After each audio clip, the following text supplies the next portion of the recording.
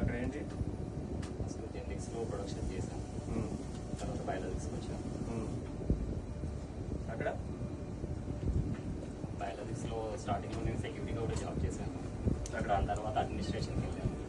అక్కడ నుండి మళ్ళీ ఇంజనీరింగ్కి వెళ్ళాను. నాకు జగదీష్ చెప్పాడు, ఇలా అక్కడ ఇలా చేసేవాడు మాకు తెలుసు అని చెప్పేసి చెప్పాడు. వీడెళ్ళి ఆడికి మామూలుగా సంథింగ్ ఎప్పుడు ఏం చెప్పకుండా సంథింగ్ ఏదో ఏదో మాట్లాడినట్టున్నాడు. సరే ఈయన అబ్జర్వ్లో అంటే చేసాడు, బట్ ఏదైనా చెప్పినా చేసుకున్నా బాగానే. వీళ్ళు కొత్తగా వచ్చిన 6 ఎంతమంది ఉండేవారు. లాస్ట్ లీడ్ జాయిన్ అయ్యాడు.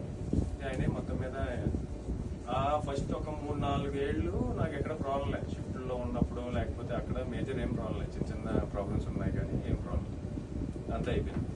వన్స్ వీళ్ళు కొంచెం డెవలప్ అయ్యి జూనియర్ ఎగ్జిక్యూటివ్లు ఈ స్టేజ్కి వచ్చేటప్పటికి ఎక్కడైనా సరే ఏ కంపెనీలో అయినా సరే ఒక ప్రాబ్లం ఉంటుంది. ఒకే స్టేజ్లో ఉన్నప్పుడు ఈగోస్ ఉంటాయి. ఆ ఈగోస్ని మనం ఉన్న ఏదైతే టీం ఉందో ఆ టీంని కల్చర్ని పాడు చేసేస్తుందంటే మళ్ళీ మన ఈగోని కొలితే ఇంటికాడ పెట్టేసుకుని రావాలి. కానీ ఆ అట్మాస్ఫియర్ని కల్చర్ని పోగొట్టుకునేలా రాకూడదు. ఎందుకంటే మనం 8 గంటలు ఇక్కడే ఉంటాం. ఇప్పుడు నాకు మధుగాడికి గొడవ వచ్చేసింది. రేపొద్దు నేను ఏదో చేయాలి, నేను అదే చేయాలి. బండి మీద వెళ్ళేటప్పుడు అది ఆలోచిస్తాడు, ఈ నా కొడుకు ఈవేళ నాకు మా సార్ ముందర బుక్ చేసాడు అని చెప్పేసి. మళ్ళీ ఇంటికి వెళ్తాం, నిద్ర పడితే ఫోన్ చేసి పడుకున్న వెంటనే పట్టదు. మళ్ళీ 1 గంట అదే తిరుగుతాం. పొద్దున్నాడు ఇలా చేసాడు కదా నన్ను, ఆడ కొడుకు ఆ మిస్టేక్లు చేస్తాడు, సంథింగ్ ఈ వ్యాపారంలో ఉంటాం. సో దానివల్ల ఎప్పటికీ ఉపయోగం లేదు, బావల ఉపయోగం లేదు మనకి ఎవరికి.